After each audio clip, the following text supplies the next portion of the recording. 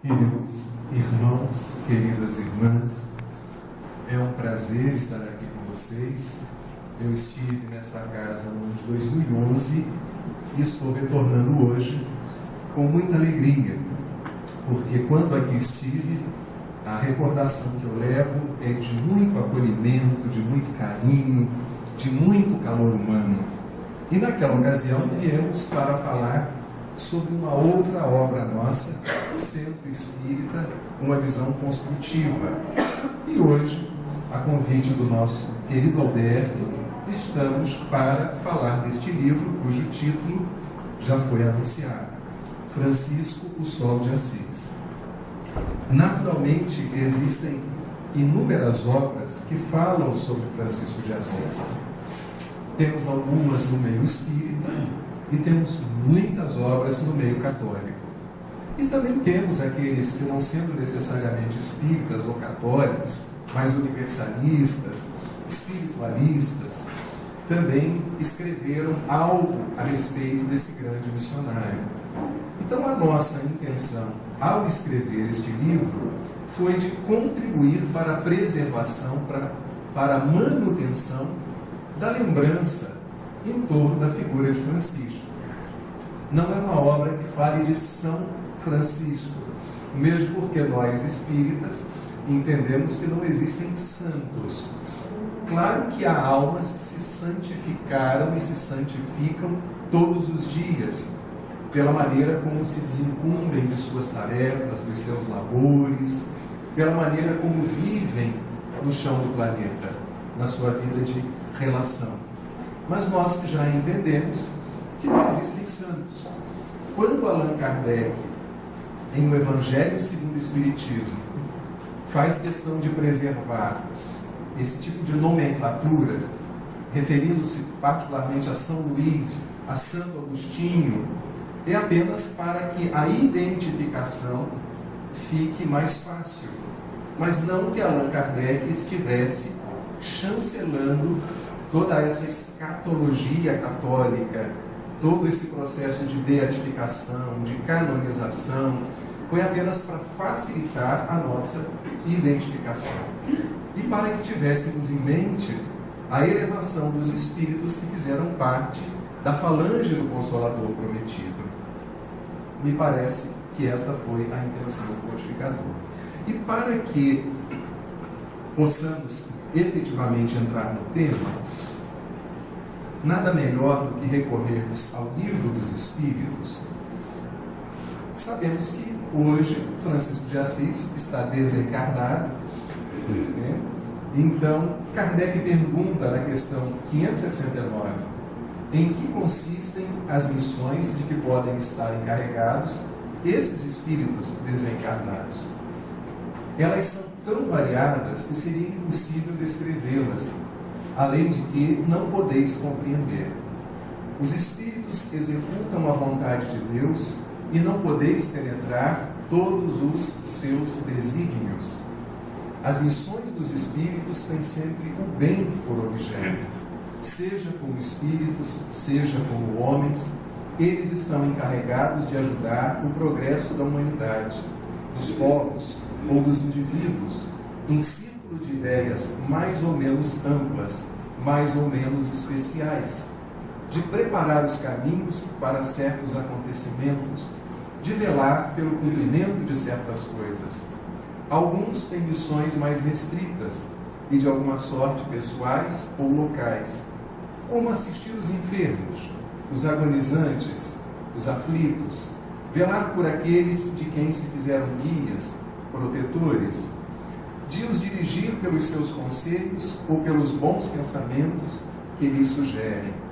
Pode-se dizer que há tantos gêneros de missões quantas as espécies de interesses a vigiar, seja no mundo físico, seja no mundo moral.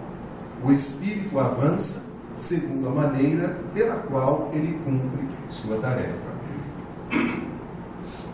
Nós sabemos que Francisco é a reencarnação do apóstolo João, o evangelista. Diversas fontes confirmam isso, e particularmente Emmanuel, na obra A Caminho da Luz, faz essa referência bem explícita. Então, Francisco é o retorno do apóstolo João, aquele que morre de morte morrida, não de morte matada, morre de velhice. Talvez seja o que a maioria de nós espere, morrer de velhice, mas morrer bem, não entrevado em cima de uma cama, não se arrastando, vai morrer com dignidade. Então é João o evangelista que retorna, e retorna num período considerado por muitos de grande obscurantismo. E ao mesmo tempo considerado por alguns historiadores como de não tamanho obscurantismo. Porque há historiadores, e nós vamos citar um aqui, particularmente Jacques Le Goff, um historiador francês, que vê na Idade Média um período de sombras e de luzes, e não apenas de sombras nesses praticamente 1000 anos que dura a Idade Média, segundo o que estabelecem os historiadores. E ele renasce neste período. A gente vai ver quais são as características deste período chamado Idade Média.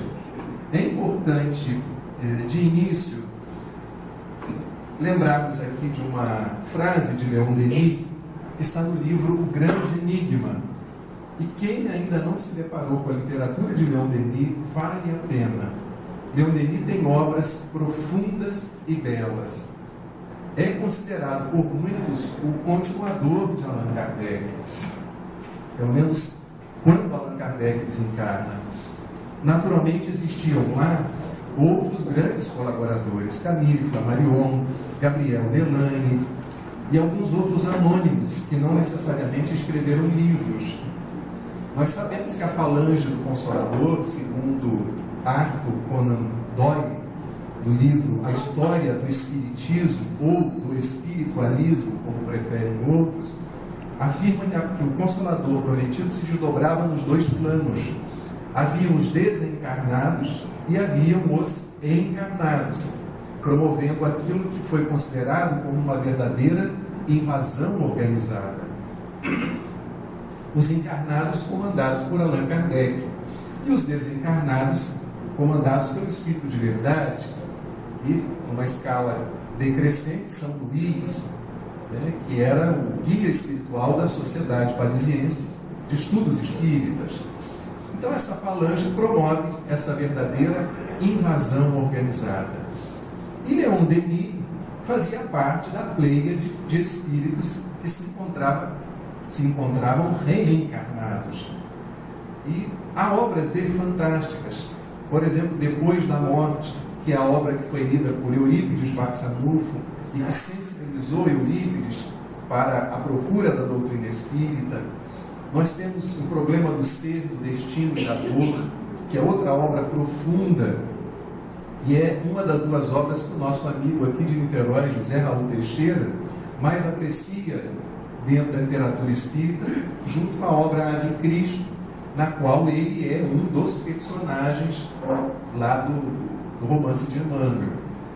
Essa obra também, O Grande Enigma, para os que amam a natureza, para os que gostam de um pôr do sol, um sol nascente, para os que apreciam uma montanha, para os que gostam da musicalidade do mar, é uma obra de uma poesia e de rara sensibilidade.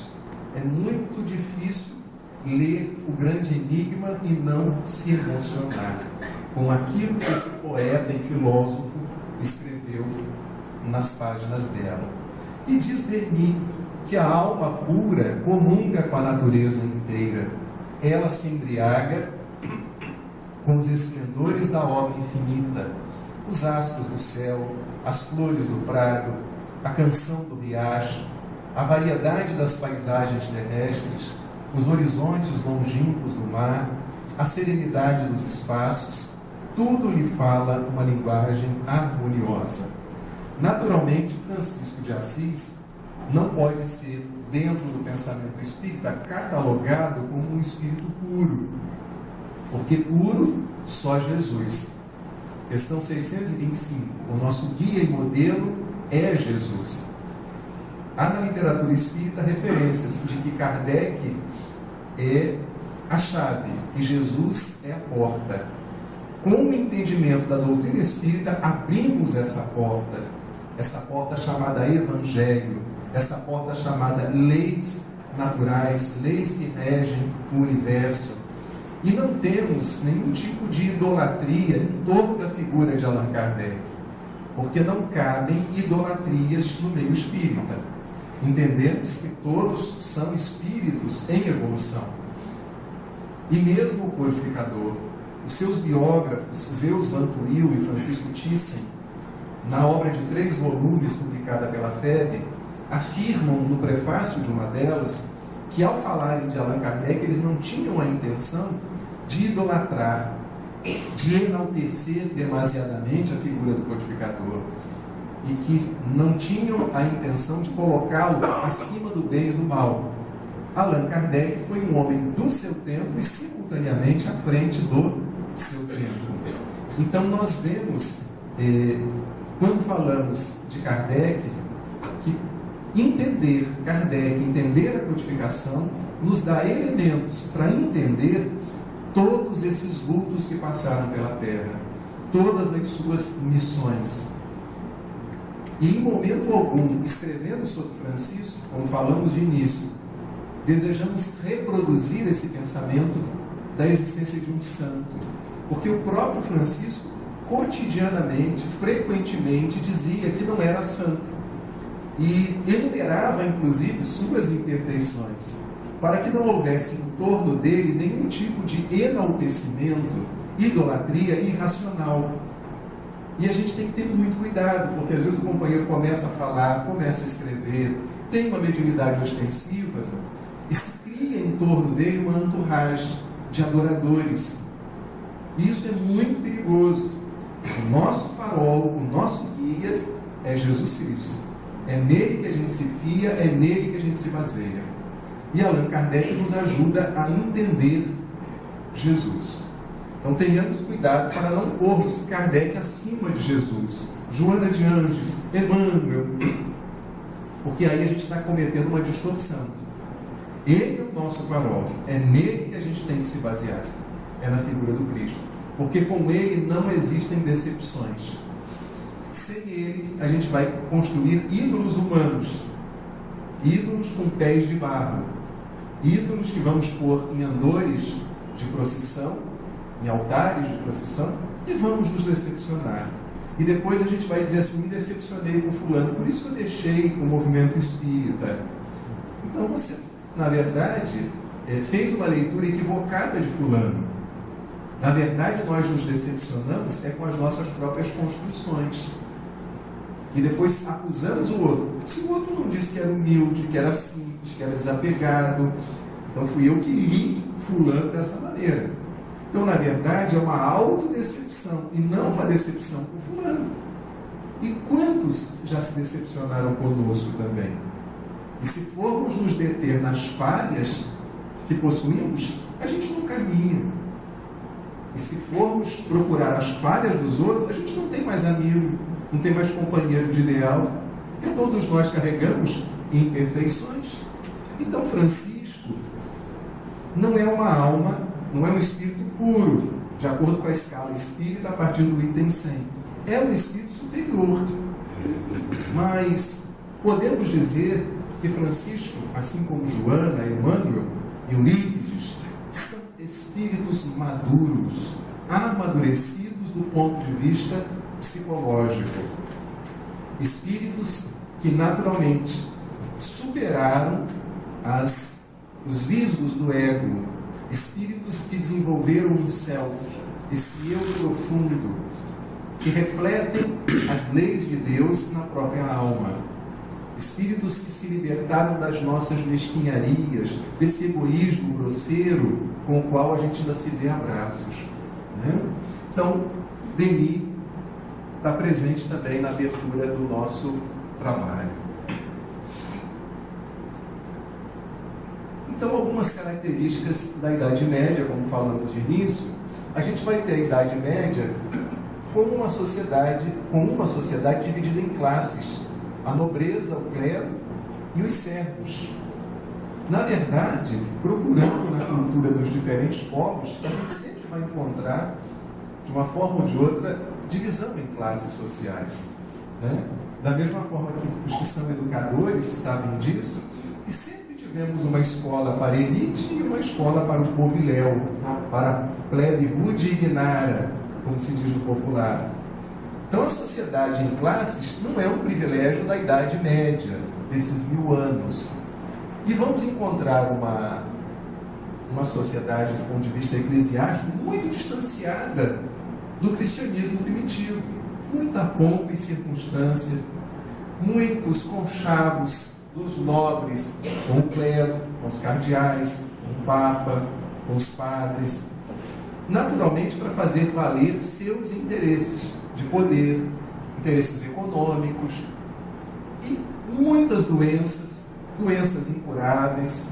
Nós sabemos, inclusive, que desde o tempo de Jesus existia, até antes existia a lepra, porque o nome hanseníase só vai aparecer de um tempo para cá, graças às pesquisas do cientista que tinha esse nome, Hansen, né, e estabelecer a cura. Inúmeras doenças de pele eram catalogadas como lepra e não eram absolutamente nada de lepra.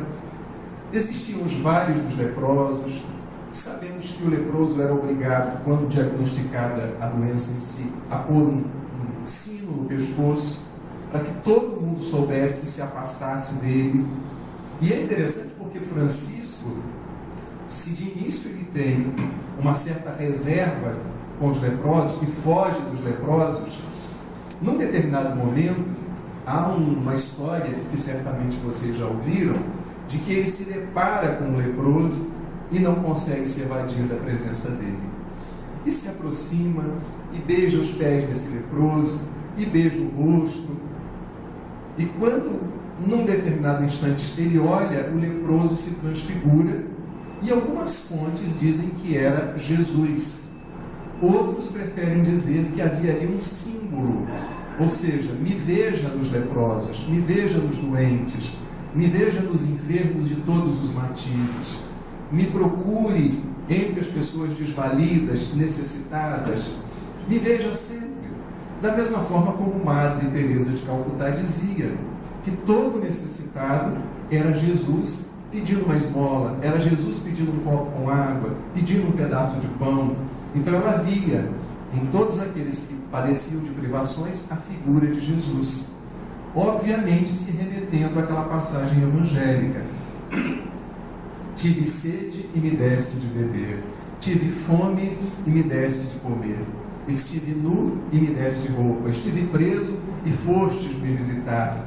Ou seja, todos os nossos irmãos passando por dificuldades, de certa maneira é Jesus nos convidando a interceder, convidando a ajudar, convidando a sermos úteis.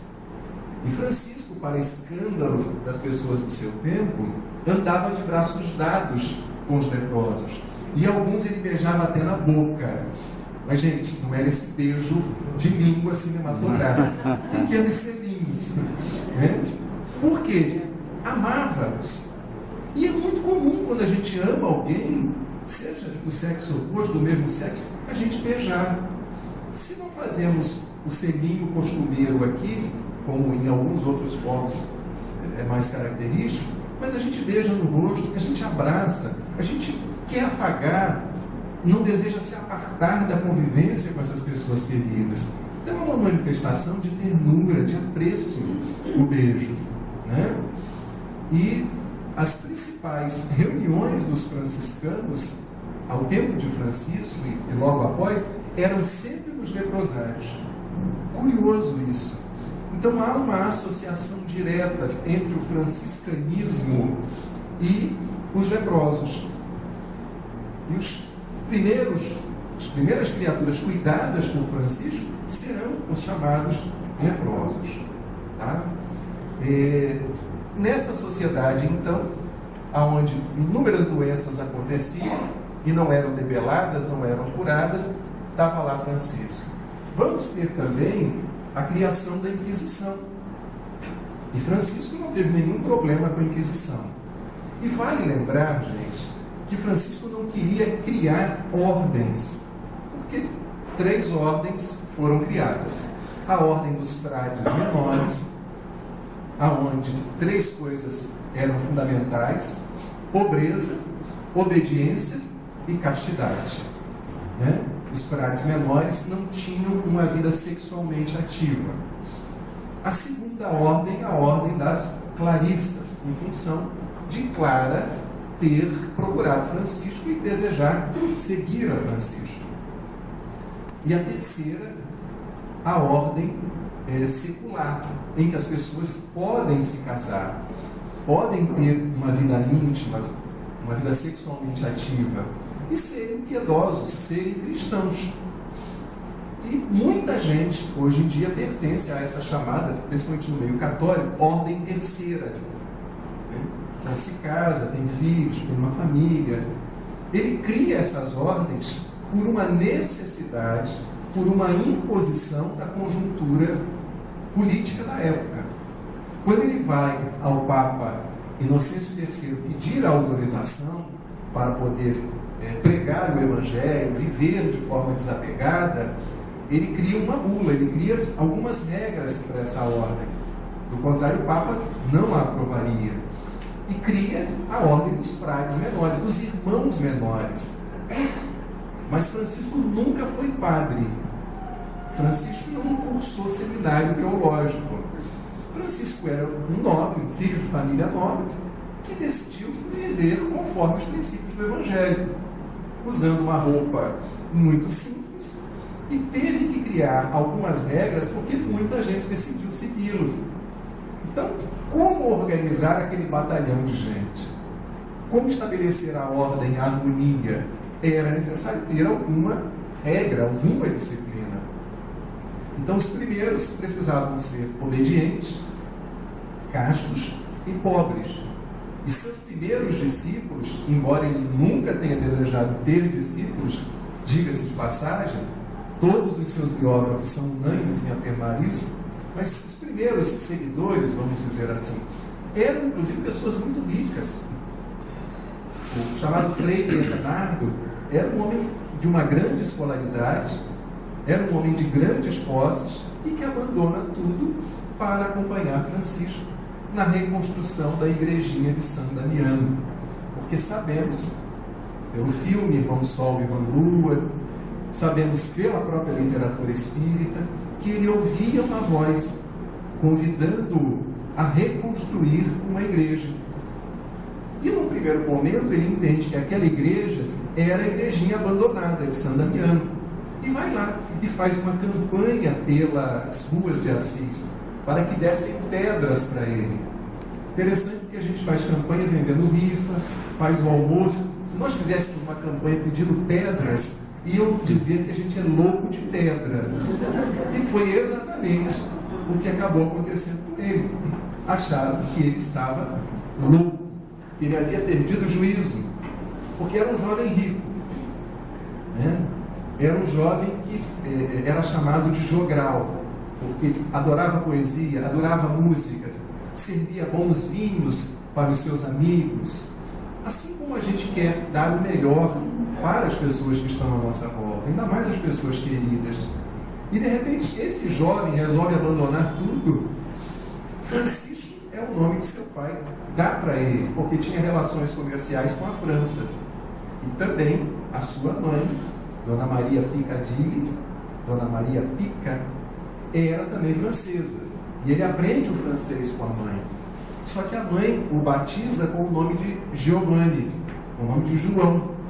Provavelmente alguma reminiscência, alguma lembrança do tempo em que ela naturalmente também tivera contato com João, o evangelista, ao tempo de Jesus. Então dá a ele o nome de João, mas o pai chega e rebatiza com o nome de Francisco e acaba ficando Francisco Bernardone.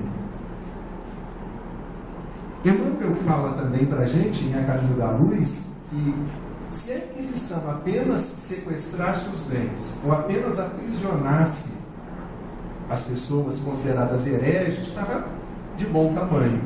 A questão é que existiam torturas, perseguições. flagelos impostos, flagícios impostos às pessoas que eram aprisionadas. Então, efetivamente foi um período de grande expiação para quem caía nas mãos da Inquisição.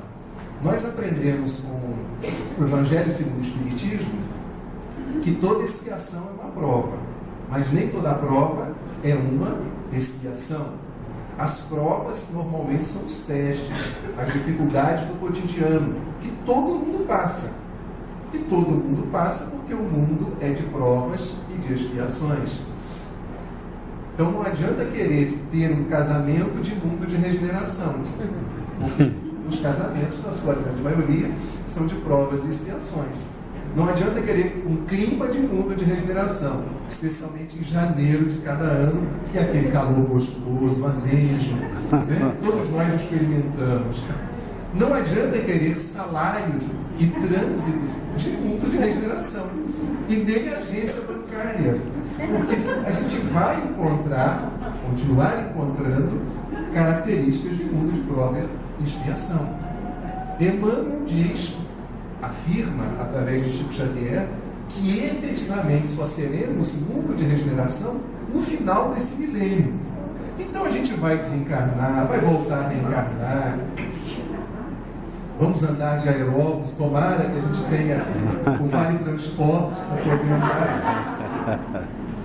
Tomara que a gente não tenha o vale transporte do umbral, mas que a gente tenha das colônias espirituais. Então, naturalmente, isso tudo é ainda um característico do mundo em que nós estamos vivendo. Por outro lado, há ocasiões que a gente abomina as provas, abomina as expiações. Mas eu me pergunto, o que é melhor? A gente ter uma dívida e saber que tem como pagar e efetivamente começar a saldá-la, ou ter a dívida e não se ver com recursos para saldá-la? Me parece que a primeira opção é mais agradável. Eu tenho e estou pagando, mesmo que seja de maneira parcelada. E é o que ocorre conosco. Então, se a gente está pagando, a gente deveria se sentir mais feliz. Ter uma visão diferente sobre as provas e sobre as expiações. E há expiações muito rudes, muito severas. E se hoje, pela organização da nossa vida, a gente pode vir a esta casa, desenvolver uma tarefa nela, se temos recursos que nos permitiram tomar o café da manhã, pagar as nossas contas, será que as coisas estão tão ruins assim na nossa existência? E se somos tão exigidos, estamos nos quitando perante a nossa própria consciência, exigidos pela mulher, pelo marido, por um parente enfermo, por filhos difíceis, seja o que for, um patrão, colegas de trabalho também difíceis, endurecidos, mas é o que a gente precisa, é o que a gente merece. Eu tenho um amigo que ele diz assim: eu adoraria merecer morar na Suíça, né? E ele mora conosco lá na Baixada Fluminense. Adoraria tomar um banho no lago Zurique, mas não dá nem para entrar na Baía de Guanabara com essa poluição toda. Adoraria ter uma condução que, por mais que pareça um toque, transtorno obsessivo compulsivo, ela chega às 8h01, não chega a 8h02, não chega a 7h59. Então, esses ônibus, falando de ônibus, eu me lembrei agora de uma companheira do Centro Espírita Leon Denis, uma companheira muito dedicada, e ela, numa das noites em que ela havia dado passe, feito atendimento lá na frente, só que no que ela fala, sai isso de dentro dela, ela passa um olhar de relance e percebe algumas pessoas em quem ela havia dado passe. E olha e diz assim: mas que você se desvigue dele.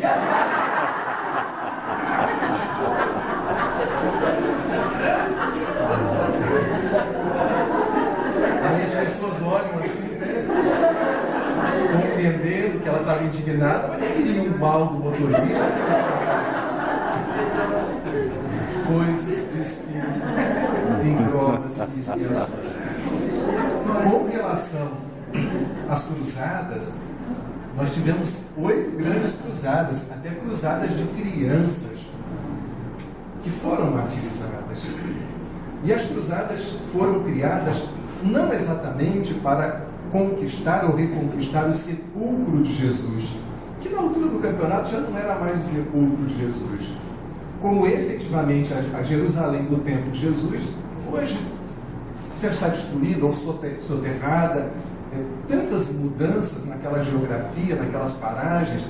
Divaldo conta que uma vez, indo a Jerusalém, o guia estava mostrando os pontos turísticos e disse assim: aqui é a casa onde existia uma pousada, uma estalagem, e o bom samaritano da parábola de Jesus atendeu, deixou aquela pessoa que estava caída, que tinha sido assaltada, né? Naquela formosa parábola de Divaldo. Meu Deus, eu estou aqui, que coisa linda, que coisa maravilhosa.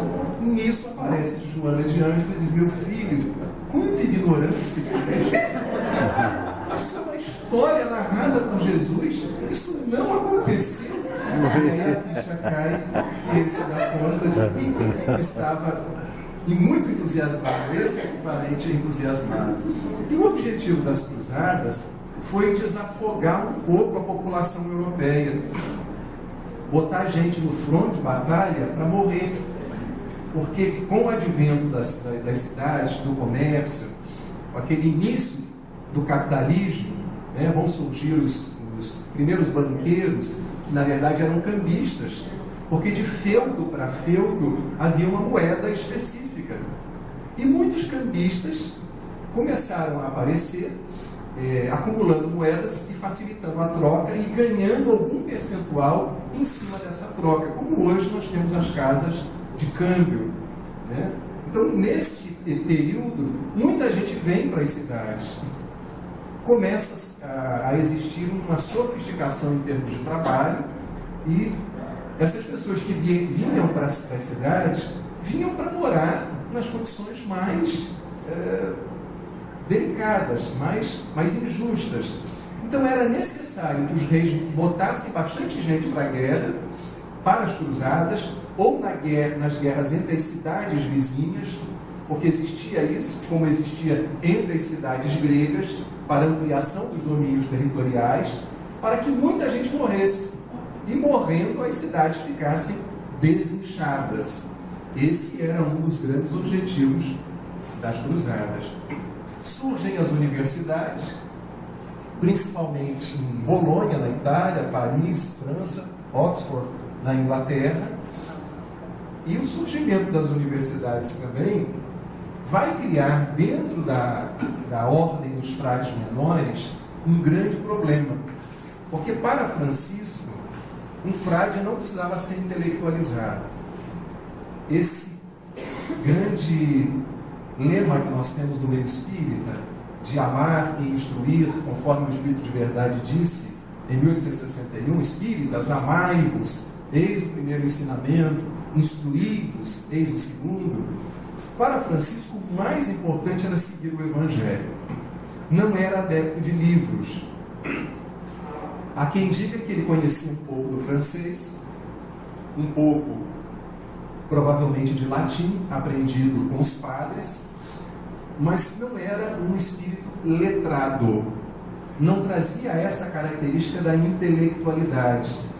E por mais que fosse, e que seja um espírito superior, naquela missão, o papel dele era nos fazer recordar a figura de Jesus. Era nos levar de volta para a essência do Evangelho. E surge uma figura dentro da ordem chamada Elias, Frei Elias. E Frei Elias propunha o quê? Uma institucionalização da ordem. Ele entendia que os frades deveriam passar por um curso de teologia, deveriam ser mais instruídos, para que as suas pregações fossem mais eruditas, mais bem elaboradas. E isso cria um problema com Francisco. Cria-se um racha dentro da ordem. E aí vale uma informação.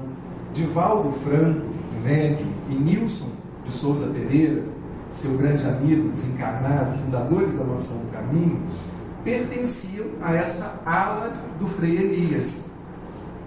Eles estavam na ala que queria intelectualizar a ordem dos frades menores. Conviveram com Francisco, mas discordavam, na época, século XIII, dessa proposta de só seguir o Evangelho, né? Então foi também mais um dos desvios reencarnatórios do nosso Divaldo, como nós temos também os nossos desvios anteriores.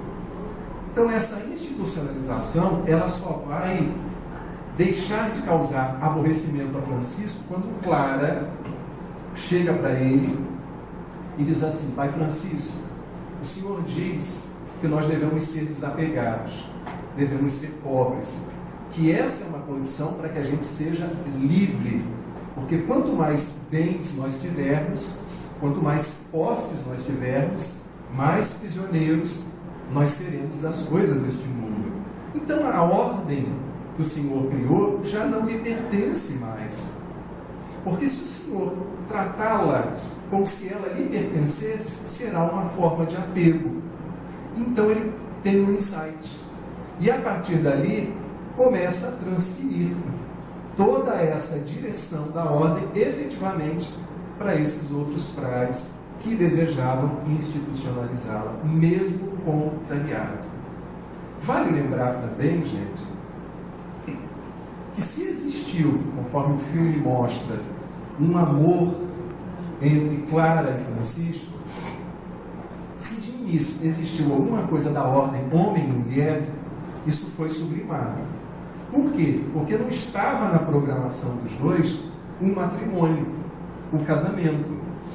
Se existiu, é uma hipótese, porque Clara sempre via nele a figura de um pai espiritual. Pode ser que na sua juventude, impressionada com a maneira poética, livre, o cantor de Deus que era Francisco, pode ser que ela era alguns anos mais nova, ela tenha até se encantado, né, por conta de um romantismo, de um sonho, de um desejo.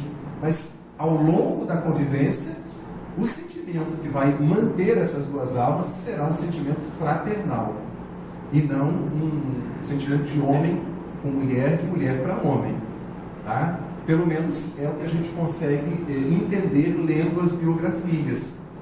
Mas o tom de romantismo dado à relação dos dois, eu quero crer que tenha contribuído para vender livros, para que os filmes fossem mais assistidos, enfim. E nada contra o amor romântico, porque Francisco aprendeu muitas canções com os trovadores. E os trovadores cantavam cantigas de escárnio, de gozação, cantavam cantigas de amor e cantavam as chamadas cantigas eróticas. Francisco cantava cantigas eróticas. E aí a gente tem que se remeter ao erotismo daquela época, que é muito diferente do erotismo dos nossos dias. Nos nossos dias a coisa está muito mais ligada à promiscuidade, a uma pornografia, a um apelo, enfim, à sensualidade pura e simples. E essas cantigas eróticas exaltavam o corpo feminino, os seios da mulher amada. Não tinha esse apelo, por exemplo, como a gente vê em certas músicas, de muito mau gosto, independente do ritmo. Pode ser rock, pode ser pagode, pode ser MPB. Tem músicas maravilhosas, mas tem muitas músicas de péssimo gosto, que a gente não faz questão de comprar um CD, nem de baixar a música pela internet para poder ouvir, né? A gente até repudia.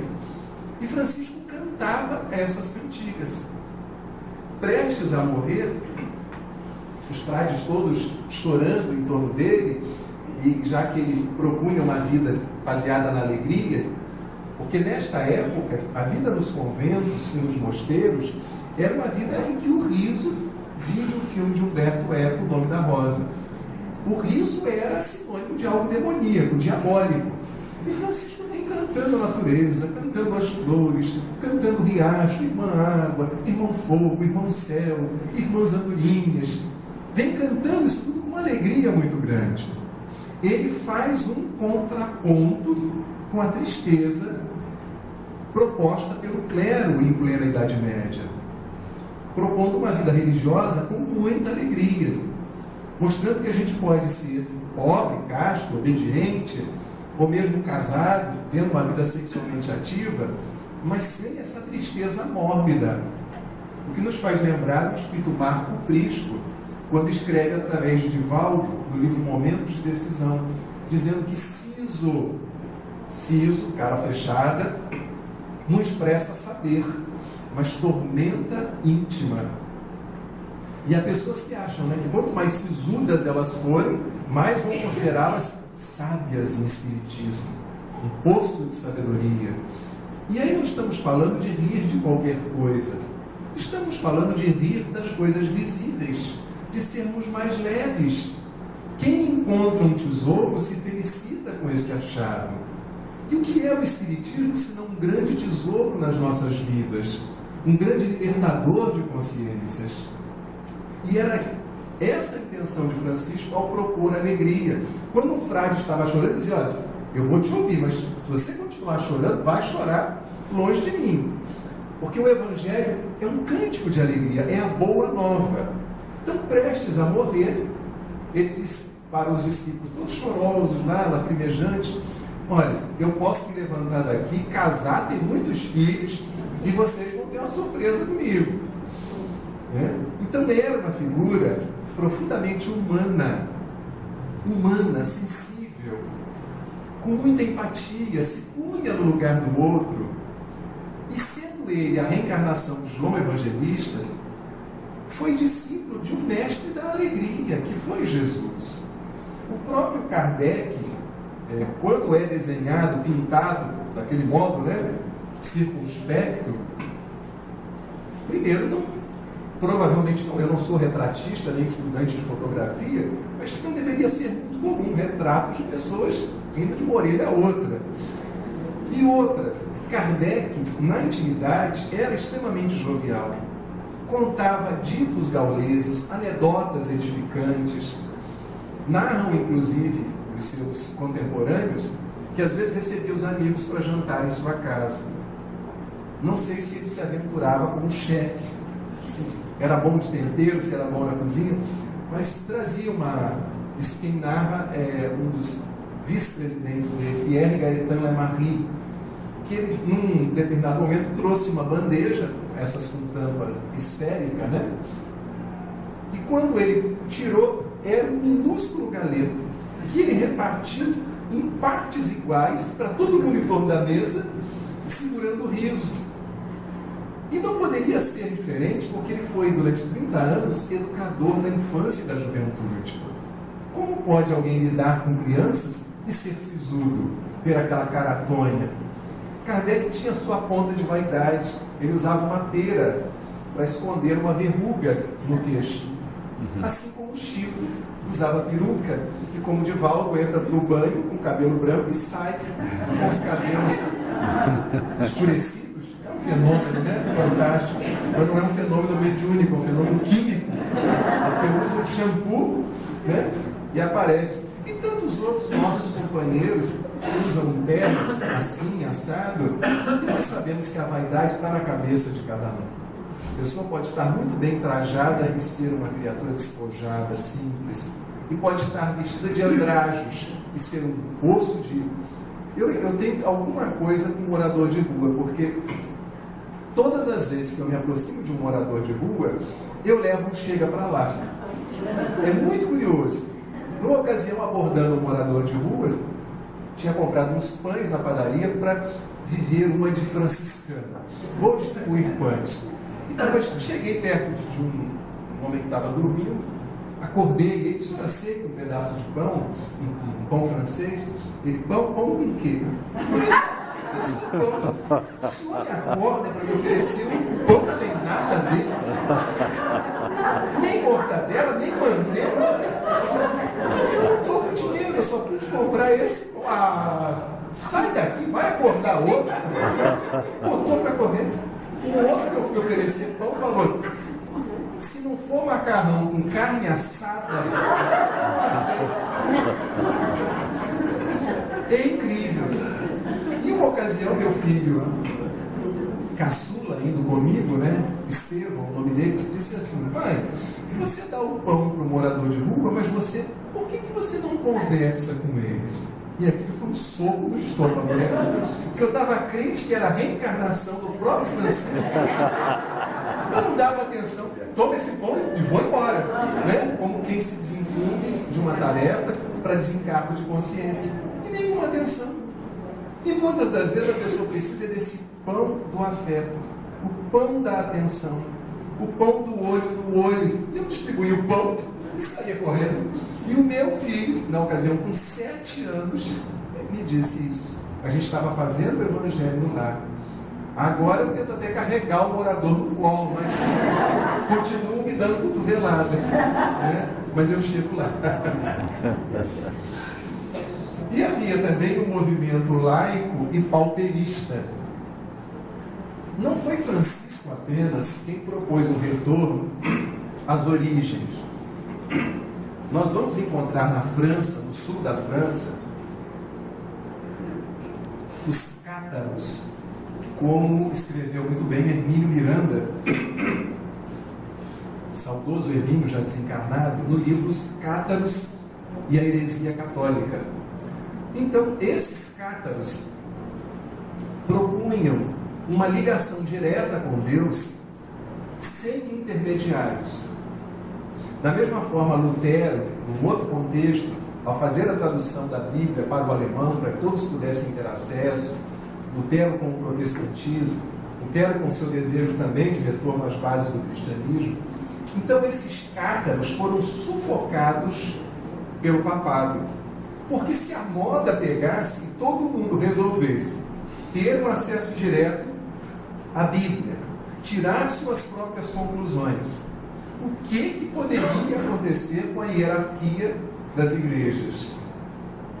Com venda de indulgências, com a necessidade de estabelecer penitências para os pecados que as pessoas cometiam. O sacerdócio organizado, gente, corria risco de ser extinto, como ainda hoje.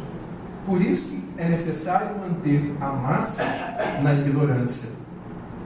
Tanger a massa como se tange o gado. E a massa tem essa característica, né? Se dá a ela o formato que se deseja, com os programas veiculados nas mídias, com as informações que são passadas, com um ensino de péssima qualidade, com a má remuneração dos professores, com essa condição de saúde que avilta qualquer um.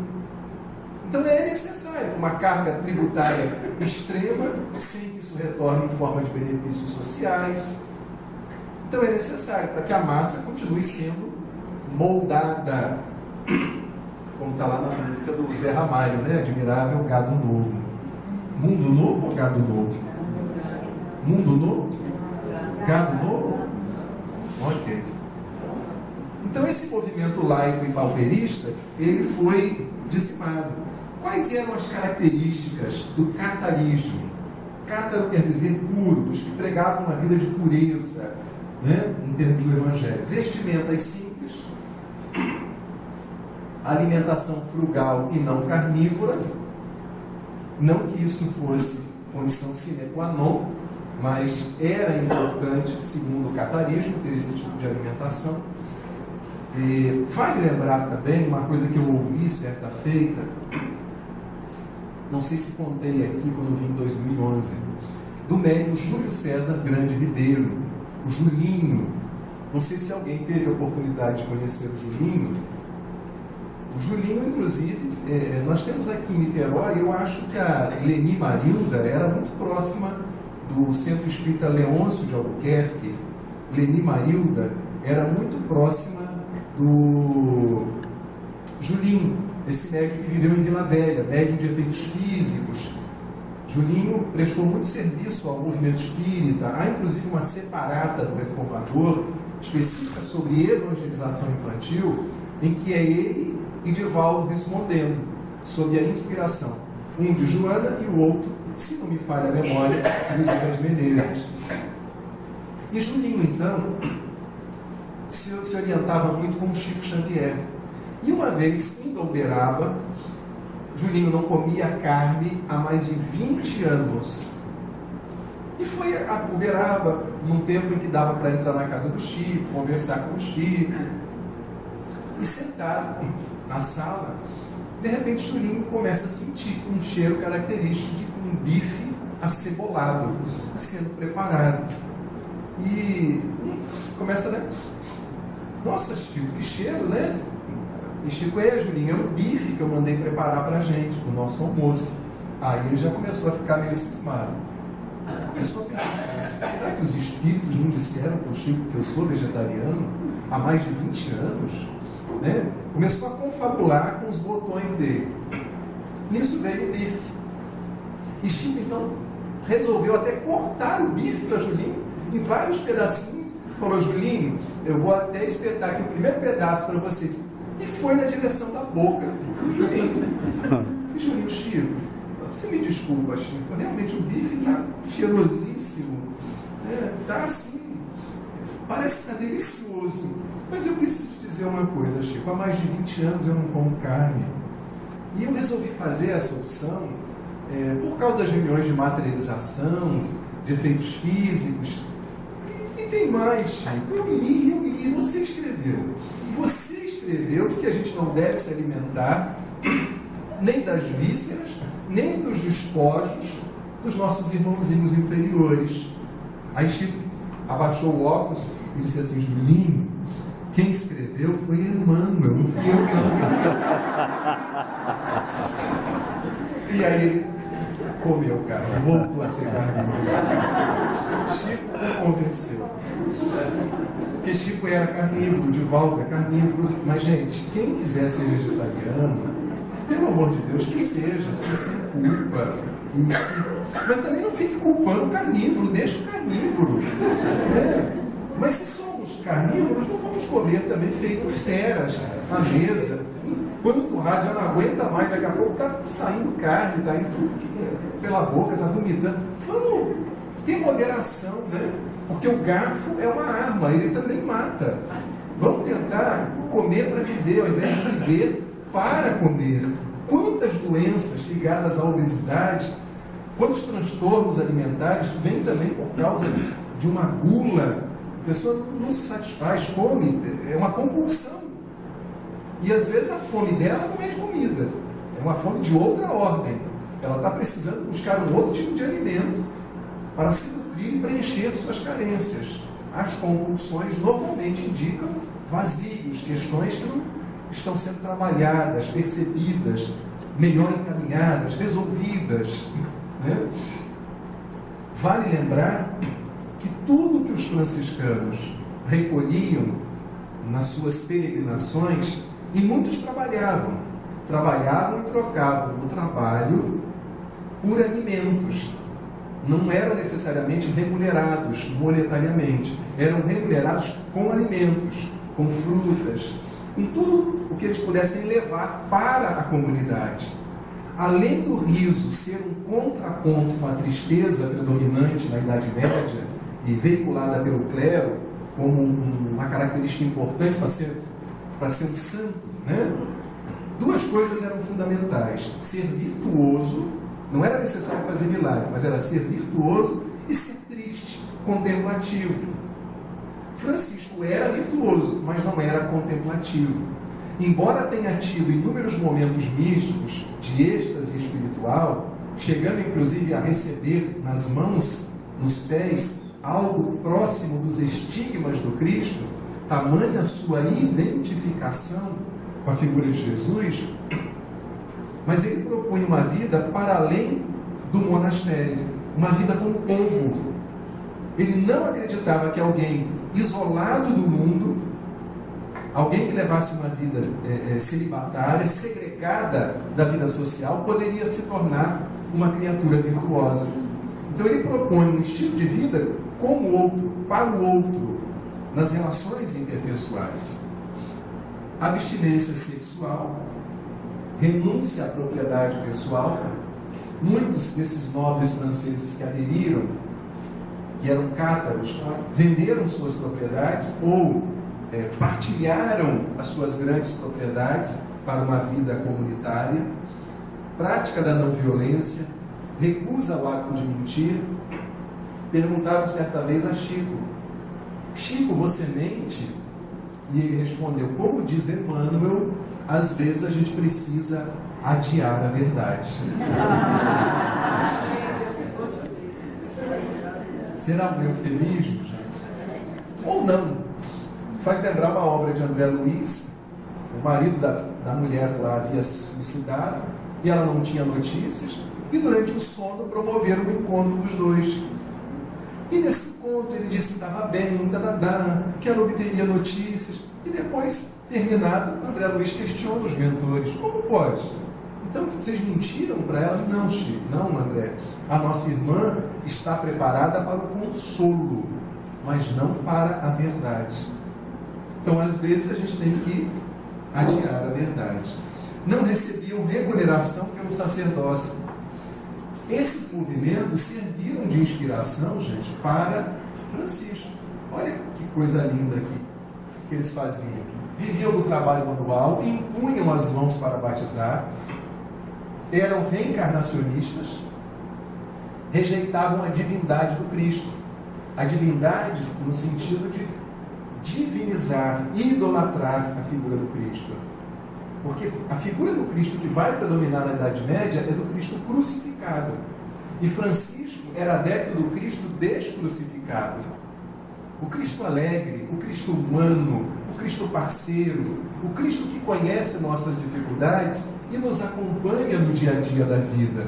Gente, isso era vanguarda extrema em plena Idade Média. E, curiosamente, ele soube viver em harmonia com a Igreja Católica porque não foi perseguido. Começou a ser perseguido quando resolveu pregar. E aí o Papa concedeu a ele o título de diácono, dando-lhe autorização para poder divulgar o Evangelho onde ele bem entendesse. Mas não foi nada fácil, porque muitas das vezes foi apedrejado, resolveu fazer como Jesus, mandar os discípulos sair a pregar pelo mundo. Segundo Leonardo Boff, no livro Francisco de Assis, Ternura e Vigor, alguns foram para a Alemanha, mas não falavam alemão, só sabiam falar iá, iá. E aí, quando chegavam a determinados lugares, as pessoas perguntavam assim: vocês são ladrões? Iá, iá. Vocês vieram para pegar alguma coisa nossa? Iá, iá. Pronto. Davam bastonadas, castigavam, apanharam muito. Muitos foram supliciados, inclusive, tentando se aproximar do Oriente Médio para estabelecer uma paz com os muçulmanos. Francisco chegou a dialogar com um grande líder muçulmano e ter salvo-conduto pelas terras dele, se tornar até um amigo próximo e propor o fim das cruzadas. Mas esse líder disse: se eu decreto o fim aqui, os cristãos decretarão o fim lá? Se sensibilizou com a figura de Francisco, mas não foi possível pôr um fim nisso tudo.